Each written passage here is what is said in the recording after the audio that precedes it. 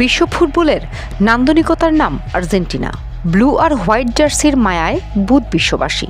কিন্তু এই জাদুকরী ফুটবলের সমান্তরালে হেঁটেছে একের পর এক কালো অধ্যায়। গোলযোগ, রেফারির সুবিধা, বিতর্কিত সিদ্ধান্ত সব মিলিয়ে আর্জেন্টিনার ফুটবল ইতিহাস কি কেবলই অর্জনের নাকি বিতর্কেরও?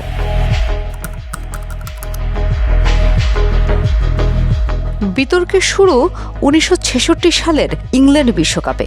অধিনায়ক অ্যান্টোনিও রাটিনকে অন্যায়ভাবে লাল কার্ড দেওয়ায় আর্জেন্টাইনরা ক্ষোভে ফেটে পড়ে, আখ্যা দেয় দ্য গ্রেট রবারি। কিন্তু বিতর্ক যেন আর্জেন্টিনার রক্তে মিশে আছে। ১৯৭৮ সালে ঘরের মাঠের বিশ্বকাপ ফাইনালে যেতে হলে আর্জেন্টিনাকে পেরুর বিপক্ষে জিততে হতো অন্তত ৪ গোলের ব্যবধানে। ম্যাচটি আর্জেন্টিনা জিতে নেয় ৬-০ গোলে। অভিযোগ ওঠে আর্জেন্টিনার তৎকালীন সামরিক স্বৈরাচারী সরকার ম্যাচটি পাতানোর জন্য পেরুকে বিপুল পরিমাণ গম এবং অর্থ সাহায্য পাঠিয়েছিল। ফুটবল বিশ্ব আজও একে চেনে সবচেয়ে কলঙ্কিত ম্যাচ হিসেবে।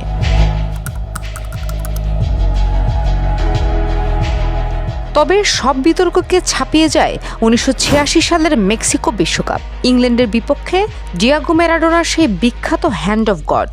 হাতের ছোঁয়ায় বল জালে জড়ালো, অথচ রেফারির চোখে তা ঐশ্বরী।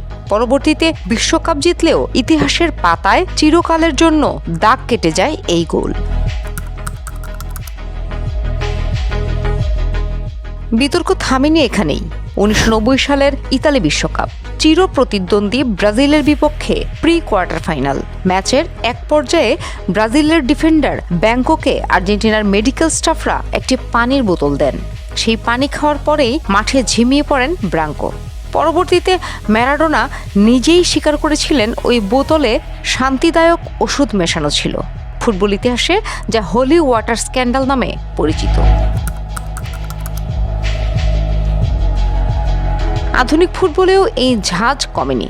২০২২ কাতার বিশ্বকাপ নেদারল্যান্ডসের বিপক্ষে কোয়ার্টার ফাইনাল রূপ নিয়েছিল এক রণক্ষেত্রে। রেফারি আন্তোনিও মাতেও লাহোজ পুরো ম্যাচে রেকর্ড ১৮টি হলুদ কার্ড দেখান। ম্যাচ শেষে শান্তশিষ্ট লিওনেল মেসিও খেই হারিয়ে ডাচ কোচ ফনগালকে ধুয়ে দেন। লাইভ ক্যামেরায় প্রতিপক্ষ খেলোয়াড়কে বলেন বোকা। লড়াকু ফুটবল নাকি চরম অখেলোয়াড় সুলভ আচরণ? প্রশ্নটা আজও ঝুলছে। আর এবার ২০২৬ বিশ্বকাপে শেষ ১৬র লড়াইয়ে মিশরের বিপক্ষে আর্জেন্টিনার ৩-২ গোলের নাটকীয় জয়টি এই বিশ্বকাপের অন্যতম বিতর্কিত ম্যাচে পরিণত হয়েছে।